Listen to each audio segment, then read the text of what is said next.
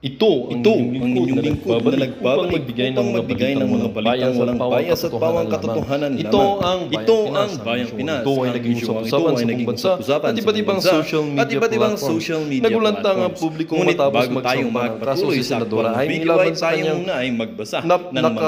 nakababatang opinyon ng ating mga netizen. At ang asawa nitong si Naiiyak Liza ako kapag Tanasmarks. nakikita kong nagsasalita Ang si hakbang na ito ay PRRD nagdulot ng para matinding lang siyang alisngas patay na politiko, ng lalo na't mamamayang kilala ang Pilipino pamilya Kuting na sa kanilang mahigpit na nakakapagmura ugnayan at kapag nagagalit sa mga pasawan niyang mga anak. Ayon sa Parang mga tatay ulat, talaga ng mga nakapaloob sa Pilipino. reklamo ni The best Senadora president Amy in ang the umano'y mga Philippines, irregularidad President at Rodrigo pag-abuso Roa sa Duterte. kapangyarihan na Ngayon po isinagawa ng hindi Pangulo ko at ng ramdam na may kanyang Pangulo asawa. tayo ngayon Sinabi sa rin na may Pilipinas, kaugnayan ng kaso ng ilang magpaparamdam kontrobersyal naman na po proyekto kayo, ng President administrasyon Bongbong Marcos, ang mga at mga pahihirap usaping ng pahirap ang pampamilya na buong matagal bansa nang natin. itinatago sa publiko. Nung si Isko ang mayor, lahat ng Dahil sa senior may insidenteng ito, sustento ng lalong gatas, lumalala ang buwan-buwan, dibisyon sa hanay ng mga taga-suporta ng nawala na lahat. administrasyon. Isko kahit Napabalita ang walang maraming disaster. taga-suporta ni Laging Pangulong may Kuting ang grocery ang lumipat mga sa panig senior ni bukod sa Senadora pera Amy pa na pinanggagastos upang ngayon. manghina ang Ala na moral na lahat kampo kaya ng dapat lang Pangulo. ibalik si May mga Isko. ulat ding Kaya pala nagpapakita galit na galit si ng Honti Virus pagbaba kay ng Tatay tiwala Digong na kasi publiko ninang kay pala Presidente Kuting ng ninang pala Norte siya ng isang kasabay durugista. ng pagtaas ng Nakakalungkot naman. suporta para Akala kay ko Senadora totoo ang Amy. kanyang malasakit Sa sa kabila ating ng bansa. kontrobersya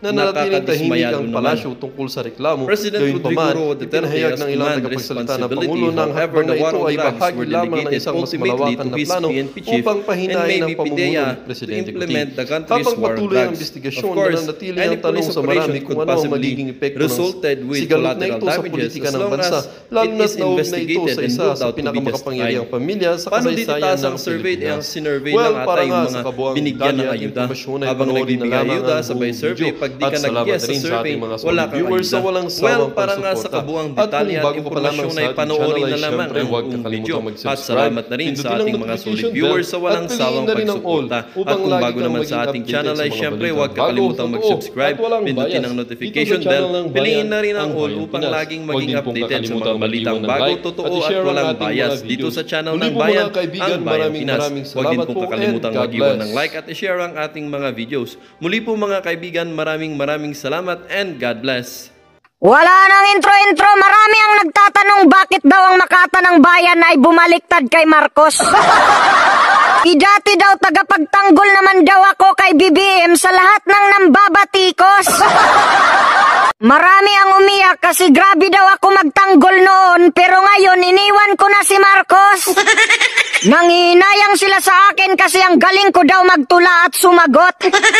Lahat daw ng tinitira ko ay tumino at natatakot. Kapag naririnig daw nila ang Makata ko, yung buhay nila ay parang nalalagot.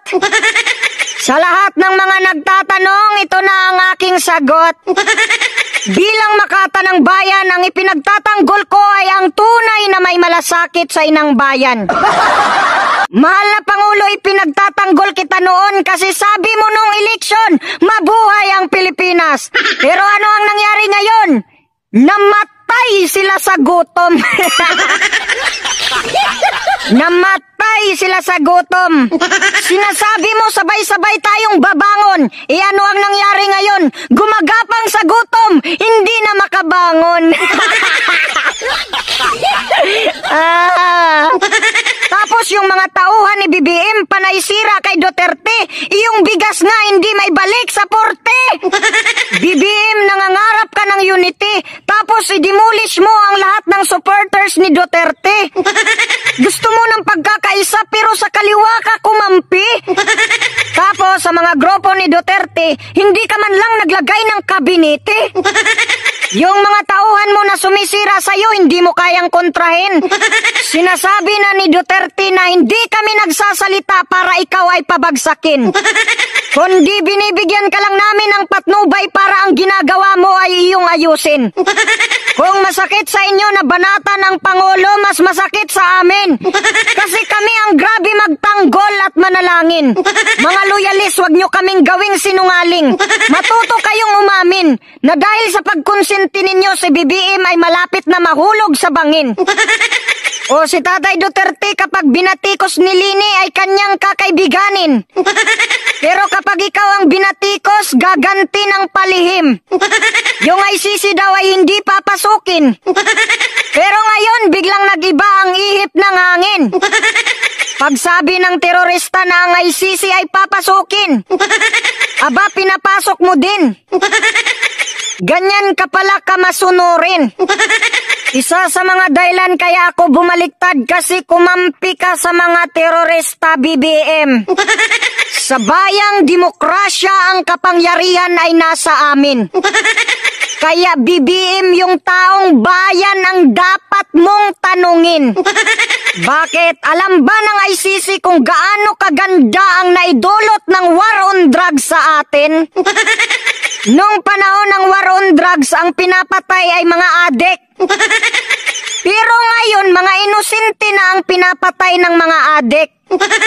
Tapos sa administrasyon mo, maraming pulis ang durugista na gumagawa ng krimen. Disiplinado kasi ang mga tao sa panahon ni Duterte.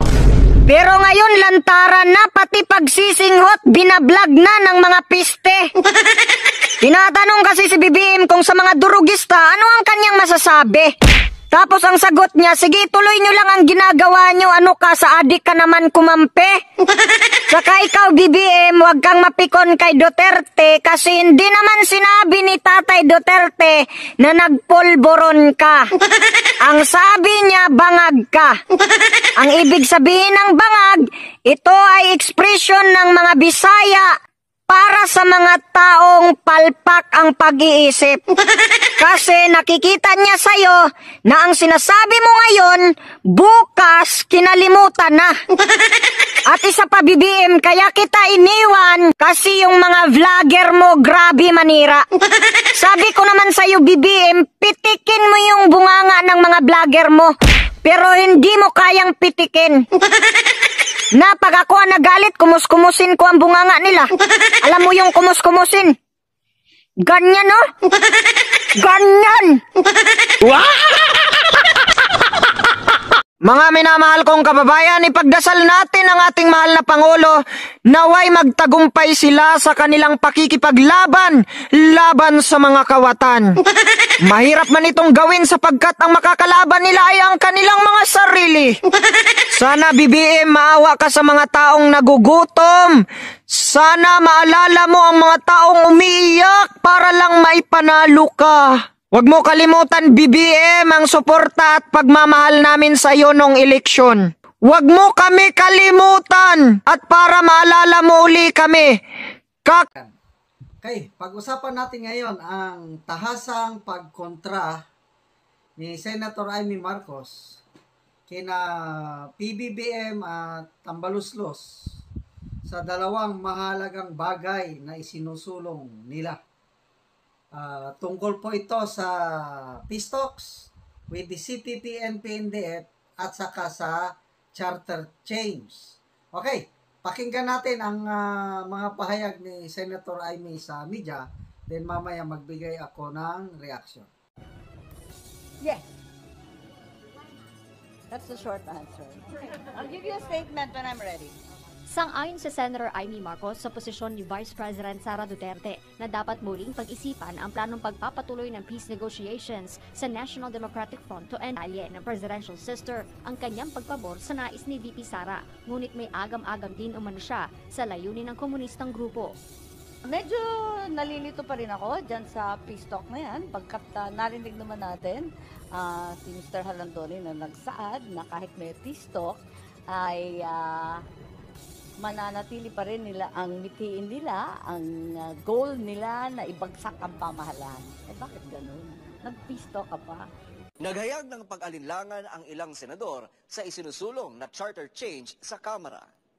Kasunod ang pag-anunsyo ni House Speaker Martin Romualdez na posibleng isusulong nito ang charter change sa susunod na taon ay umani ito ng reaksyon mula sa mga senador.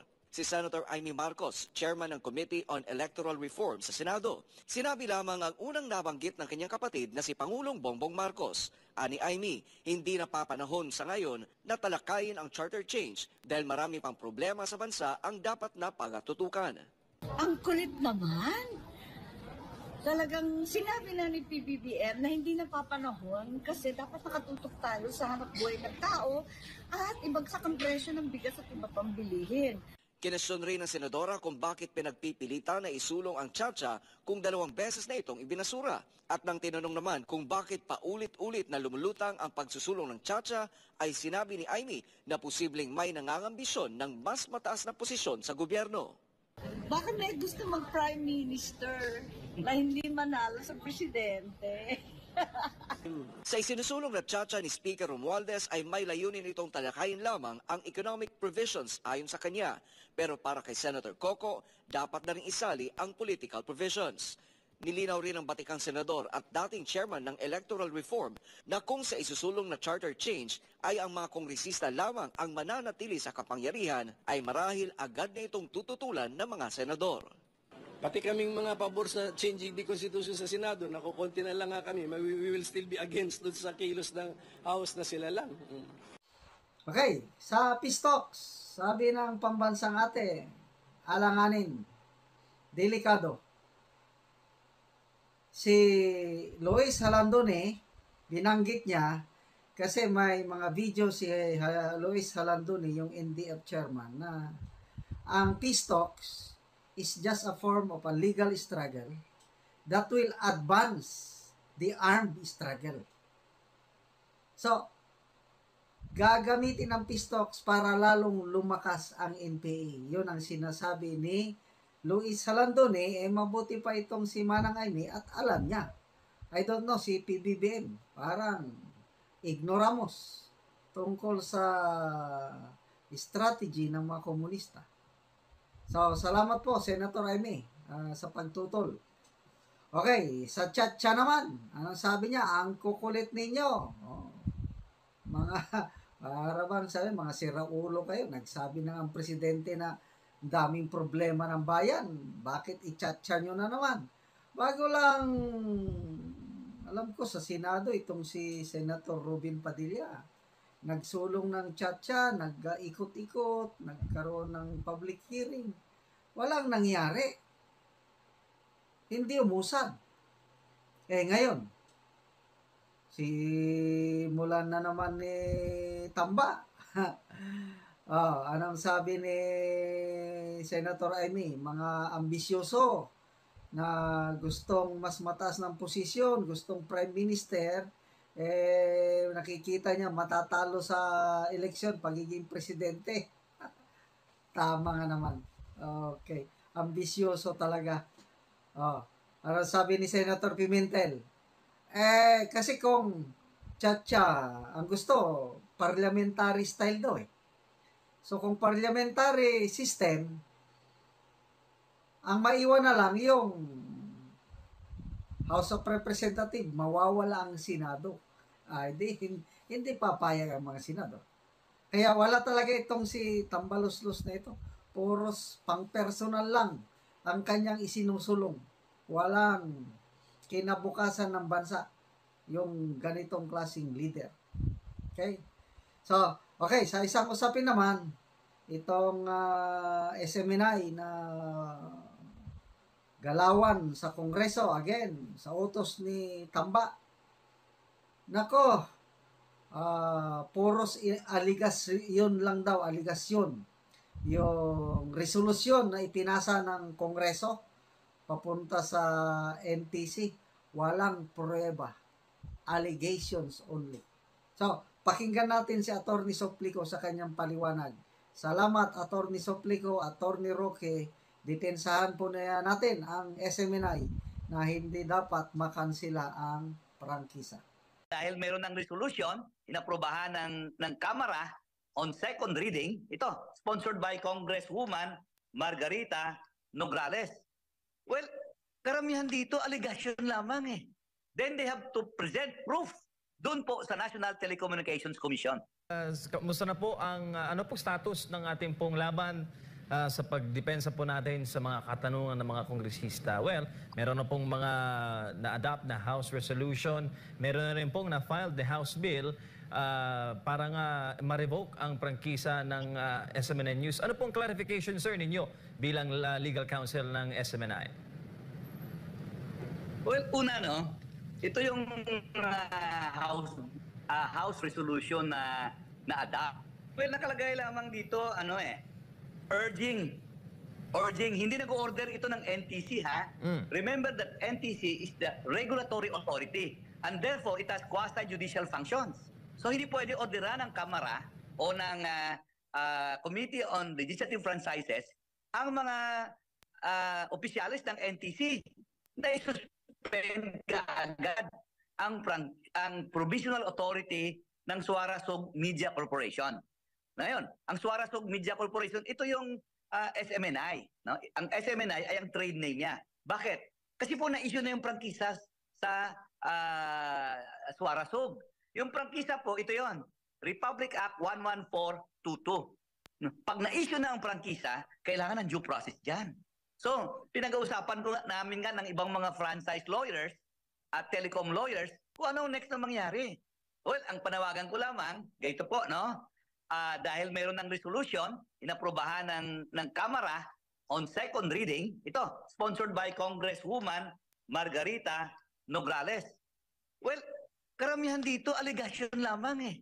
Then they have to present proof doon po sa National Telecommunications Commission na indeed, itong Suarasug nag-violate ng kanyang prangkisa at ang violations na yan ay kailangan commensurate na penalty. Ang tinatawag nila ay recall ng provisional authority. Now, tingnan natin kung anong ebidensyang mapresentar doon. Iba ang hearing sa Kamara, in particular sa Committee on Legislative Franchises, iba rin ang hearing doon po sa National Telecommunications Commission. Doon kailangan may due process tayo. Dito po sa Kamara, medyo hindi tayo makasalita eh. Yes or no? Diba, yes or no? Matt? Yes, malina naman yung pahayag mo, attorney. Attorney, yung mga iniisa-isa nila na sinasabing violation na kuno, tingin nyo po ba pilit? Well, ito ang inisa-isa nila, contained yun dito sa final ni Congressman Ramon Rodrigo Gutierrez na House Bill. Yung House Bill na ito ay mag-repeal sa prangkisa ng Suarasug Media Corporation. Isa-isahin natin. Okay. Sabi nila, responsibility to the public. Di ba sinabi nila na ito daw, itong si Ka Eric Celis, ito daw ay may allegation siya na may 1.8 billion pesos na traveling expenses ang opisina ni Speaker Martin Romualdez. Tingnan natin ang batas mismo. Tingnan natin. Ano naman nakalagay dito? Ito po, willful misrepresentation or deliberate false information. So ang katanungan, anong nangyari ba? Deliberate o willful? Hindi naman eh. Hindi willful, hindi deliberate. Kung ang lahat na prangkisa ay kansilahin dahil po sa nakuryente ang angkor, aba, wala na pong matirang radio station sa kahanginan, sa ere. Hindi po, hindi ganun yun. No? Pangalawa, ang sabi nila, ang ano daw, ang Suarasug ay nagbenta ng isang controlling interest. No? At dahil may controlling interest yan, kailangan na kumuha ka ng prior approval ng Kongreso. Well, ano bang controlling interest? Ang controlling interest ay 50% plus. Hindi, 46% lamang eh. Maski yung anak ko na si Pipa, grade 1 yun, marunong magbilang yun. 46% is not 50% plus. Therefore, walang controlling interest na tinransfer. Therefore, hindi kailangan ang prior approval ng Kongreso. Pangatlo, itong sinabi nila na ano daw, kailangan daw ng cooperatives. Yes, no? Dispersal of ownership ang tawag doon. Kailangan ng cooperatives. Yung prangkisa po ng Suarasug, wala naka-spell out na cooperatives. Yet, naglagay tayo ng isang kooperatiba, doon pinapakita ito ng amended General Information Sheet sa taong 2023. Tingnan natin ang provision. Ang provision po ay, nandyan po yan sa Section 11. Meron bang nakalagay dito? Sa provision ng Section 11 sa Republic Act 11422. Meron ba nakalagay dito timetable o deadline? Wala po. Ang prangkisang ito, inisyu po ito noong August 22, 2019. Ilang taon nakaraan? Well, 2023 ngayon. So 4 years ago pa lamang. May timetable man nakalagay dito? Wala po.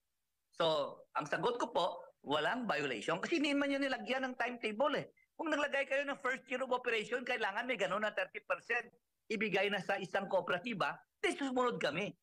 In fact, ang mechanism para maipasok yan sa cooperatives, nandyan na po sa reported, amended GIS for the year 2023. Sumulat po tayo dito sa Kongreso at sumulat din tayo dito sa Securities and Exchange Commission sa SEC. Humingi tayo ng advice sa kanila. Wala naman silang reply eh. Yet the mechanism is already in the stockholders ng Suarasug Media Corporation. At isa pa pala, ilan ba nagko-comply dito sa mga franchises, sa mga franchise grantees? Alam mo po, sa totoo, karamihan hindi nagko-comply dito eh. Oh, bakit ang Suarasug Media Corporation lamang or ang SMNI ang gusto nila mag-comply dito? Nakakataka tuloy eh. Hindi ko tuloy malaman kung ano ang nasa isip nila eh. So maraming salamat po. Yan po ang aking sinasabi ng Vice President. Ito naman kay Congresswoman Nograles, bago ko makalimutan sinasabi na noong 2006 daw, or 17 years ago, okay, lumipat ang form ng korporasyon mula corporation aggregate to corporation sole.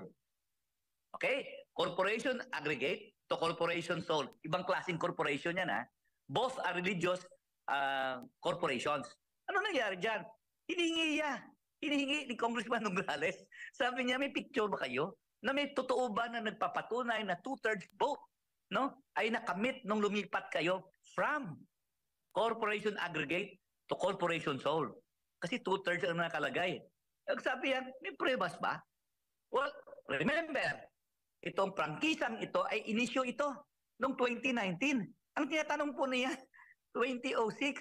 Wow, 2019, 2023 na ngayon. Ilan taon na ba nakaraan? 17 years. Wow. Congresswoman, kunin mo na lang yan sa SEC. Kasi inaprubahan kami ng SEC. Di ba? Ang trabaho po ng SEC, pag inaprubahan niya yan, it's entitled to respect. It's entitled Nandun to siya sa mga lugar na liblib, gumagawa ng kalsada. So habang gumagawa ng kalsada, 3 beses na ambos. Okay, saan ka na ambos, Brad? Pakisabi yung lugar. Yung una po, sir, sa Western Samar. Samar. 1980. Yes, 1980. Eastern Samar, sir, 1982. Yes. Tapos, yung last year sa Negros Occidental, 1984. Okay. Sandali 3 beses na ambos. Samar, 1980, 82, and then 84, Negros Occidental.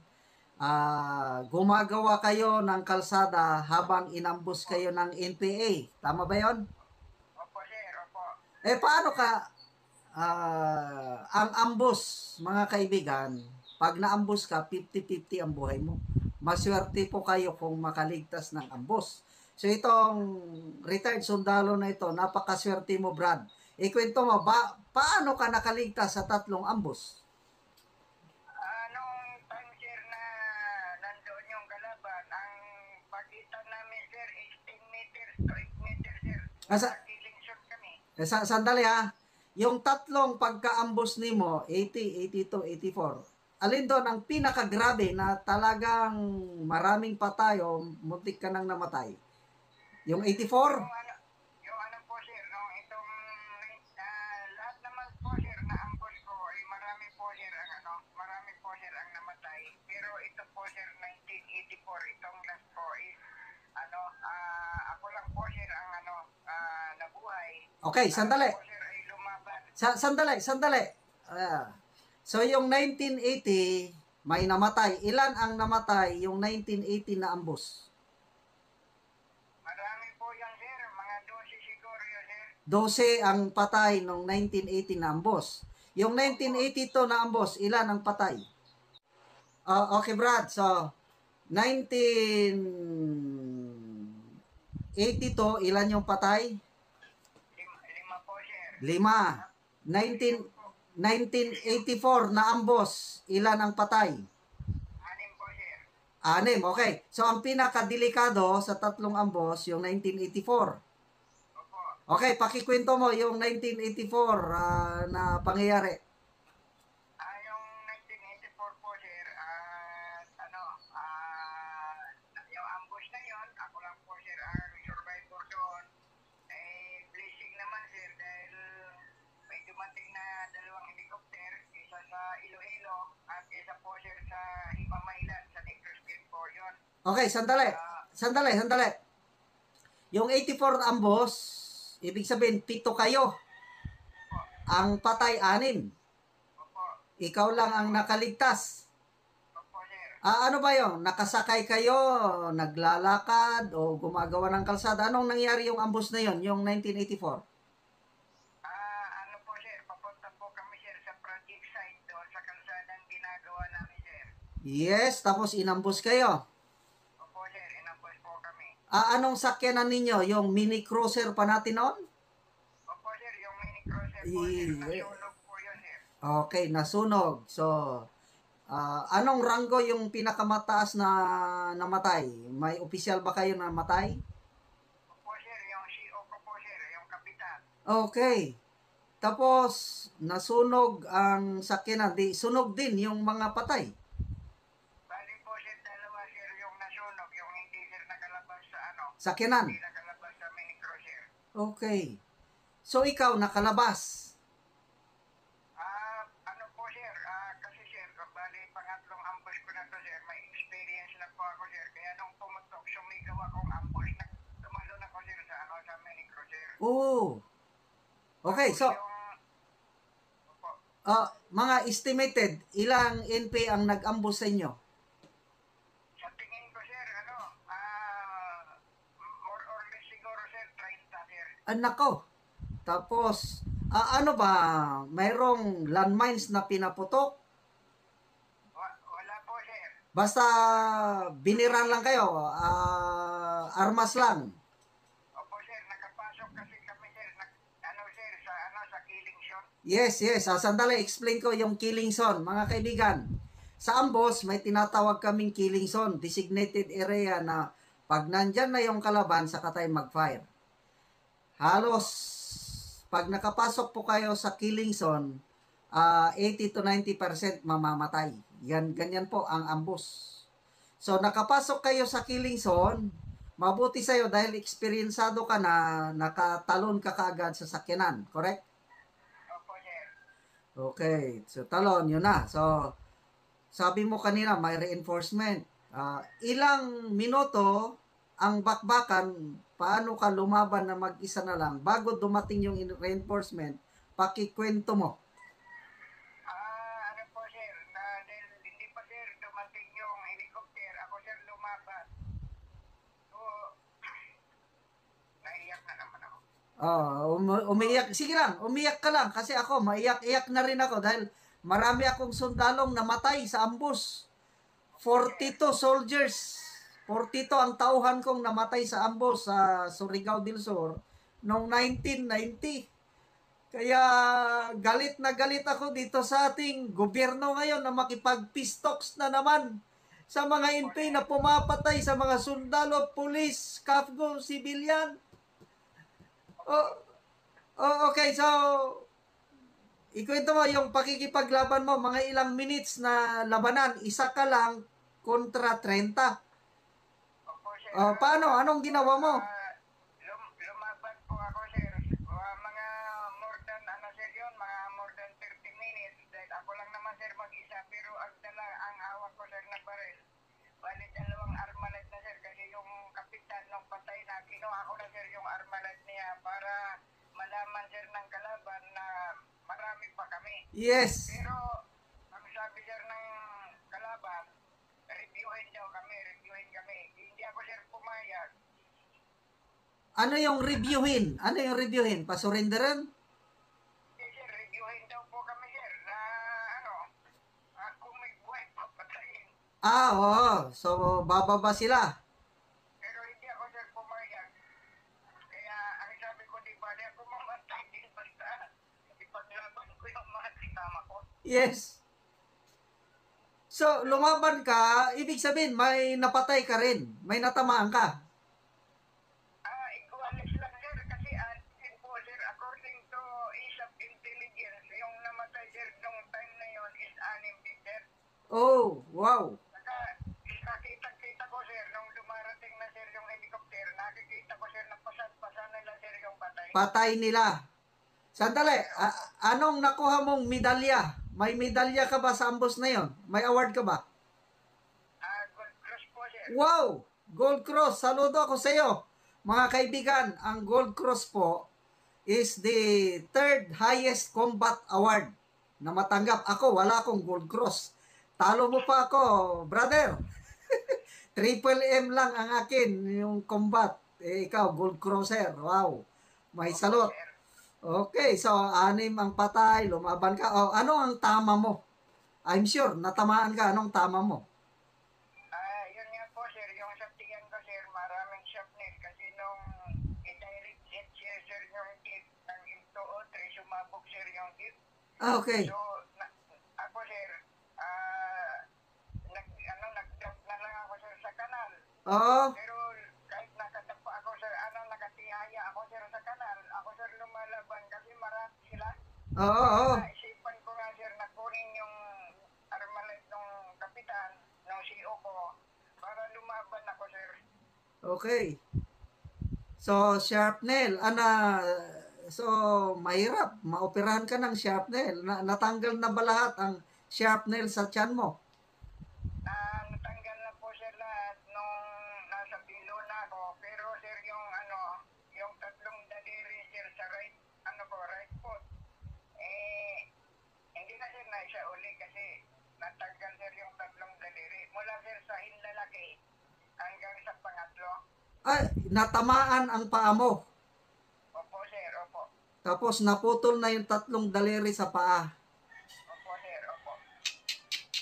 Sabi. So, ngayon, ang ating gobyerno, mag-pistoks na naman sa mga NPA na pumapatay, sundalo, police, kapgo, civilians. Anong masasabi mo itong pistoks na ito? Sir, sa akin sir, hindi ako payag. May pistok, hindi ako payag na bigyan ng amnesty ang mga rebels na yan sir. Oo.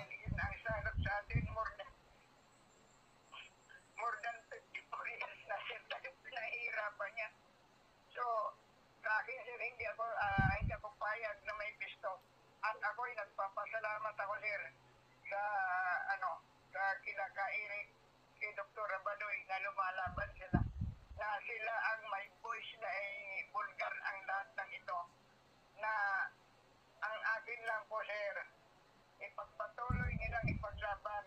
Ako'y simpatiya ko dyan. Ang akin, walang pistok, walang amnesty. Dahil ito ay nangyayari lang ito na pistok pero inaambos man tayo. Yes. Ang akin dito sir, walang pistok dahil once na may pistok, sila sir ay nagre-recruit. Yes. So hindi ako sir payag na ganun ang mangyari. Ang akin lang sir dito sir, as a reminder sa sinabi during the time of election, ng campaign period ng sinabi ni Bongbong, ang sinabi niya sir is tapusin ang time niya if ever na siya ay ang uupo. Tapusin itong sitwasyon natin ito na ito sir ang ipinaglalaban natin. Tapusin ang insurgency, di ba? Ayaw niya ng pistoks. Yun ang sabi niya nung una eh. Yun nga po sir. Ngayon, pumayag naman. Ay, by the way, sinong binotohan mong presidente nung last year na election? Yung katotohanan, BBM ka ba o hindi? Siya nga po. Siya ang binotohan mo. Bakit mo binotohan? Ako, binotohan ko rin eh. O bakit mo binotahan si BBM? Ha? Once na siya is nakabalik dyan sa Malacanang, aayusin niya sir ang sitwasyon. matanggal ang insurgency, Ah, ang graft in corruption, ah, saka sir yung ano yung itong droga. ah. Yung tatlong ito sir, ang ayaw ko sir mangyari ito sa bansa natin. Dahil ang droga sir ay nagpapahirap yan sa kabataan mga Pilipino. At mayroon hindi lang sir kabataan, pati mga matatanda nadadamay dito dahil sa kahirapan natin. Sandali. At least, hindi ka nag-iisa nga nabudol. Alam mo naman yung word na nabudol tayo. Nabudol din ako. Okay, so tingnan natin. Total, hindi pa man sila nagsisimula. Basta mag-ingay po tayo. Salamat sa suporta mo sa aking vlog na ano. Opo sir. Ako sir, nakasuporta ako dyan sa inyo. Na nandito lang ako sir, nagmamasid lang ako. Sige, mabuti nga tumawag ka at naiparating mo ang iyong saloobin, parte yan ng demokrasya. Sana mapakinggan ka ng presidente. Okay, ano ang mensahe mo ngayon sa presidente? Baka sakaling mapanood niya itong vlog. Mensahe mo sa binotohan mong presidente. Ang sa akin lang po sir,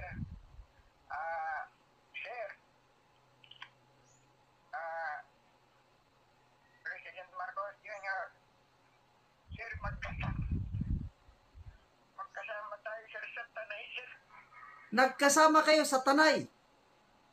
Yes, sir. Sa training? Kung gusto ko na sundalo sir, kasi ako sir, sa Tanay din po ako sir. Graduate din po sir ng Padyut. No sir, ng ISROC sir. Okay, nung nag-ranger si Bongbong Marcos, nagkasabay kayo nag-ranger ng ISRO. Opo sir. Ala, kabats mo pala siya sa Scout Ranger. Hindi po sir, sa Ranger, magkasabay po kami sir, pero ahit siya sir sa akin nung siya ay pumasok ng sundalo. Kaya nga, kailang yung Ranger, doon kayo sa Tanay nag-training. Opo sir, kaya natuwa nga ako sir nung siya ay, sa totoo lang po sir, ako ay natuwa nung siya ay makabalik na dito sa Pilipinas. Okay, sandali, okay na. Basta ito, kabats ni Bongbong Marcos sa Ranger training sa Tanay. Sige, tuloy mo, mensahe mo. Diretsuhin mo na lang, direct message to the President. So, yung akin po sir,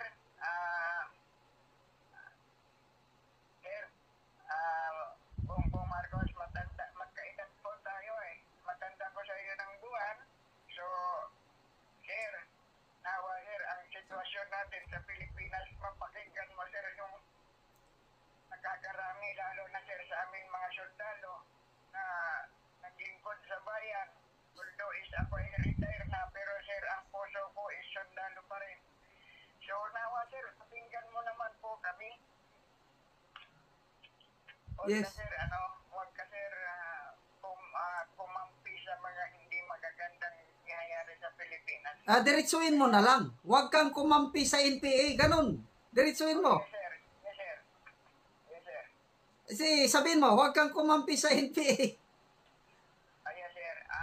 Sir, Mr. President, huwag ka po sir kumampi sir sa makakaliwa sir. Oh. Lalo na sir, kung maaari sir, sabihin mo sir sa Congress, pinsan mo naman sir ang nandyan na this coming 2022 election sir, huwag na sir, alisin na sir itong mga makabayan black yan sir, dahil iyon sir ang nagpapahirap sa atin. Okay, sige Brad, sandali, kay may ako. Salamat sa pagtawag mo. Kuhan ko itong number mo, ipunbok ko, baka sa susunod ma-interview kita ulit. Baka may kakilala kang mga retired na sundalo na kaparehas mo ng experience na gusto ring maglabas ng hinaing ng loob tungkol sa pistok, so yung karanasan sa sundalo, pwede akong mag-interview ng kagaya mo. Opo sir, opo. Okay, sige, salamat. Yes sir, magandang umaga po muli sir. Okay. Ingatan tayo ng Panginoon sir. So, yun po mga kaibigan na napakinggan nyo. Sorry, hindi ko maipakita ang mukha niya, pangalan niya, but very real experience. 3 beses muntik na matay. Mga kasamahan niya, wala na, kinuha na ng Panginoon, siya ay buhay. Kaya nananawagan siya sa Pangulo. Ako rin nananawagan sa Pangulo kasi ang dami ko ring mga kapwa sundalo na matay. So itong peace talks na ito is isang pagyurak, pagbaliwala sa kabayanihan ng mga namatay, sundalo, pulis, kapgo, mga sibilyan. Mr. President, sana gumising kayo. No to peace talks. Sa mga NDF, ipagpatuloy po natin ang NTF-ELCAC localized peace talks lang po tayo, Mr. President. Ang ganda na po ng resulta ng NTF-ELCAC. Bakit pumayag ka pa ng peace talks with the National Democratic Front? Kalukuhan yun. Kagalang-galang na Presidente.